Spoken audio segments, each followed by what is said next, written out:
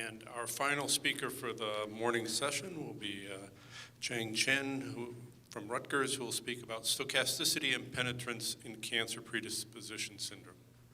Thank you, Constantine. Can you hear me? All right. I stand, between you and lunch, so I will try to make this on time. And I also want to apologize in advance for not having equations. But I hope to show you some interesting biology. So I work in the field of cancer genomics, where we try to understand cancer from sequencing the genomes of cancer. And the topic that I want to talk to you about is related to the stochastic nature of how somatic mutations are acquired in tumor genesis. So the factors that, the reason why we get cancer is that we are long-lived and our stem cells have to replenish the tissues in our body over time. Intrinsically, whenever a cell divides, there's an error in DNA replication. So random mutations are introduced into the genome every time cells divide. Over time, some of these mutations occur in key genes that are suppressing tumor formation. And when that happens, the process of tumorigenesis begins. Now, the factors that modulate what your risk is that, well, genetics plays an obvious role. There are people who have mutations in DNA repair genes, for example, that increase the mutation rate. The environment plays a role. There are many well-known mutagens. Smoking is one very well-known example. And fundamentally, these impact the somatic mutation rates and also the epigenetic alterations that occur through your lifetime. Now, there's a controversial work presented about 2 years ago where they tried to quantitate how much in our population, how much is the risk due to bad luck, so-called stochastic mutations that you have no control over. And they came up with a number of something like 60%. And it's very debatable what this number is. It's actually very hard to quantify because many of these factors are intertwined. However, what we want to look at here is not in the general population, but in a rare population of individuals who are predisposed to cancer. So this is an example of such a syndrome called Li-Fraumeni syndrome. And effectively, what these people have is that they have a germline mutation. They're born with a mutation in one copy of P53. And as a result of that, in their lifetime, they have up to about 85 to 90% risk of getting cancer. Moreover, they get cancer at an earlier age and often multiple cancers throughout their life. This mutation is passed through in a fashion that's called autosomal dominant, meaning that if you carry a mutation, half of your children have a chance of carrying that mutation as well, and they will present these symptoms as well. Now, why is P53 such an important gene in cancer? And the reason is that it's one of the key tumor suppressor genes.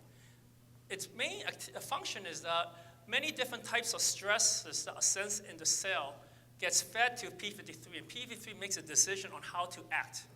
And the action of P53 can include turning on gene programs that can, for example, increase the DNA repair pathway, can stop the cell from going through a cell cycle division, and depending on the severity of the DNA damage, it can commit the cell towards apoptosis, which is suicide, self-suicide of the cell.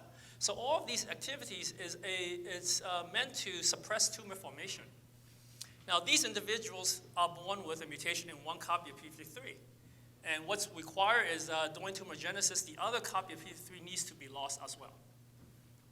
So, and another way to see the importance of P53 in cancer, if you take a variety of common cancer types and you sequence them for mutations and you plot all of the most frequently mutated genes, these are all cancer-associated genes, in a variety of tumor types, P53 stands out as the single most frequently mutated gene.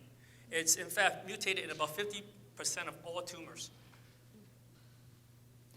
And likewise, you could show this in a mouse model.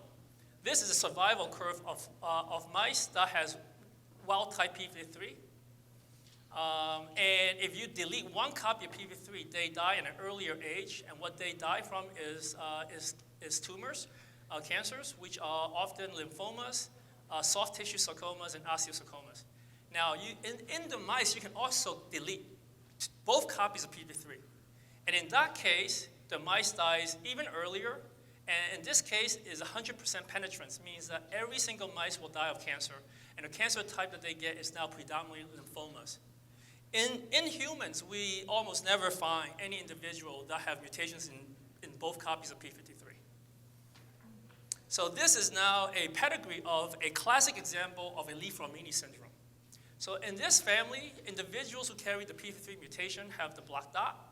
And you can see that there are individuals getting a breast cancer at 26, an osteosarcoma at 26, one who's cancer-free at age 30, and they have children who, again, about 50% of them carries these mutations, and now there are rare childhood cancers that are occurring in some of these children at 8 months, at 6 months, and these are children who are cancer-free.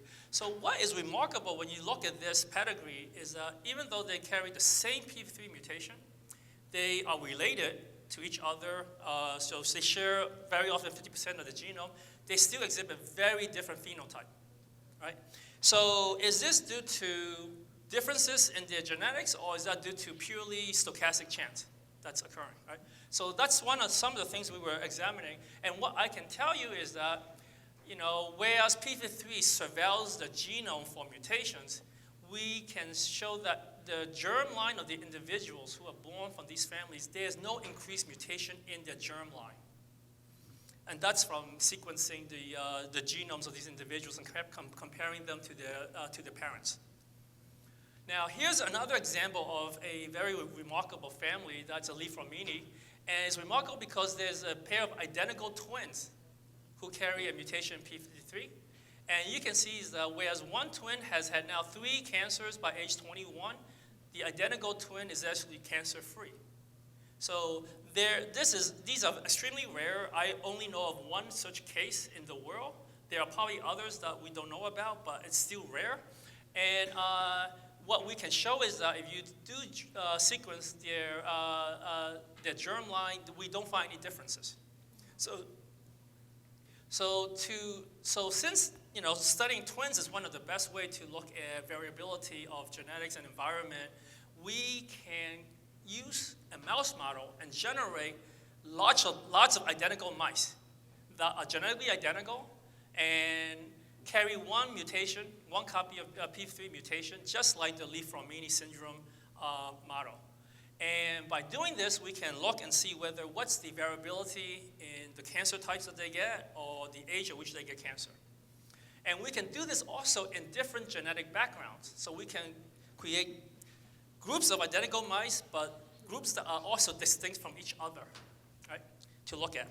So the thing that we can show is that many of the mice, the survival curves, some are statistically different and some are not. But however, moreover, the differences are not very great. It turns out that the more interesting thing that's occurring is that depending on the genetic background, the types of tumors they're getting can change. And so, for example, in a specific background, there's a type of lipoma and liposarcoma, a fat tumor, that is at higher risk for a particular background compared to other backgrounds. So what that shows is that the genetic background impacts the type of tumor you may get, but, okay, 5 minutes.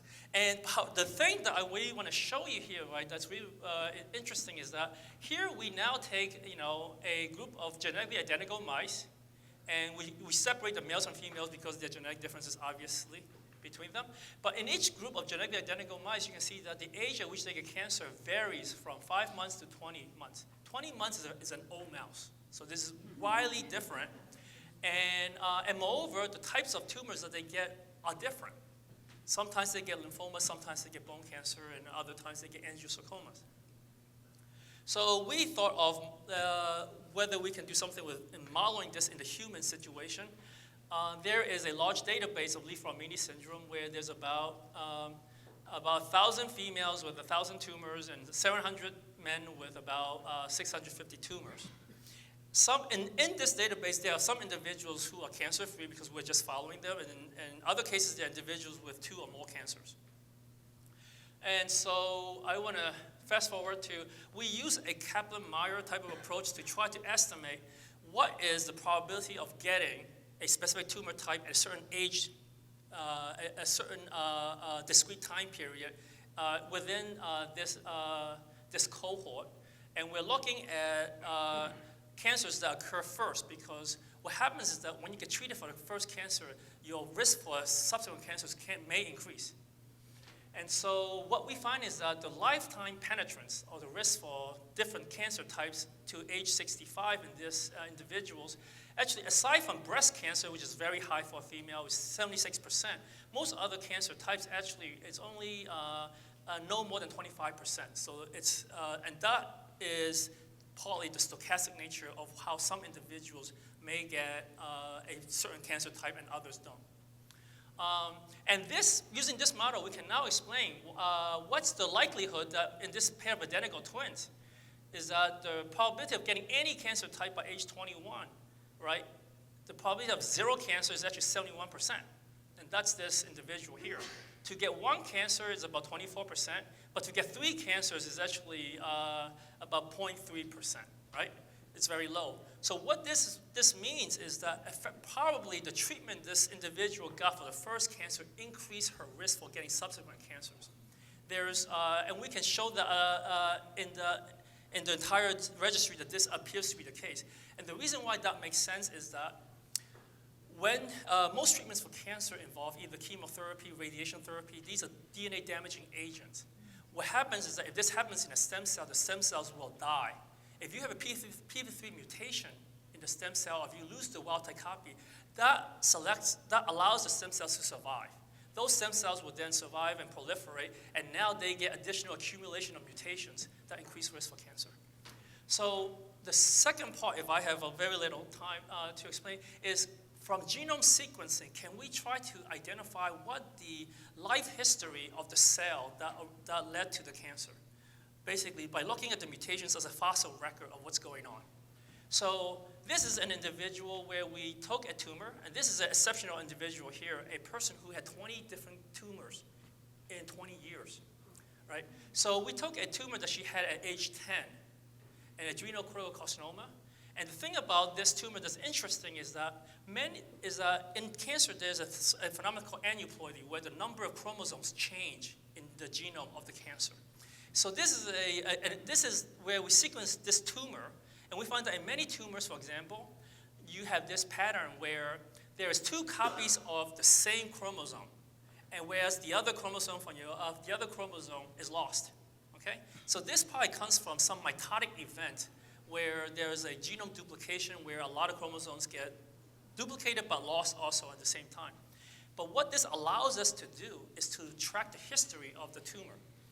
And the models is this, right? So this also occurs in the chromosome that carries p53 for this individual. So here's an example. There's 2 different chromosomes where you have the mutated p53 in one chromosome and the wild type in the other. Now this is just a random mutations that's occurring in this cell. At some point, this event occurs where the chromosome with the good copy p53 is lost, and the mutated copy is duplicated. So now there's 2. Now these mutations gets duplicated, but random mutations continue, right? So this demarcates a set of mutations that occur before this event, and these mutations occur after the event. It turns out that all of these mutations at some point outcompeted all the other cancer cells, right, and became clonal. These are all clonal. Subsequent mutations that arise as the tumors expanding are subclonal mutations. But what we can see is that across the different chromosomes, the fraction of these mutations are about the same. And mutations, you can think of it as being basically like a clock. It's a ticking clock because they're happening at some constant rate, right, randomly. So what this means is that the losses of chromosomes, they all occur roughly around the same time, very early in tumor genesis. And moreover, we can pick out these mutations and look to see what are the patterns of mutations that we see there to determine if there is some kind of a mutational process that's occurring very early on in the cell. And if we take only these mutations that occur even before the good copy of p53 is lost, we find that the pattern mutation has a very strong enrichment for a C to T mutation in a certain context where the C is preceded by a T. This kind of pattern is well known to be caused by an enzyme in the cell called APOBAC. APOBAC is usually induced when there's an infection, a viral infection, or when there is inflammation of the tissue. And the other thing that can cause this is that if there is expression of these endogenous retroviruses that are in all of our genomes. So this suggests that this kind of process is occurring early on in the cell that led to this particular tumor. And so I just want to end here with that some of the questions that are very interesting that we can do with genome sequencing is that we can try to look to see what is the life history of the tumor as written in the mutations, because the mutations are like a fossil record. And so we could look to examine what are the earliest mutational processes that occur, when is p53 lost during this progression, and do the mutational process change once p53 is lost? And what this suggests is that actually the order at which mutations are acquired in tumorigenesis may be very important as well. So thank you.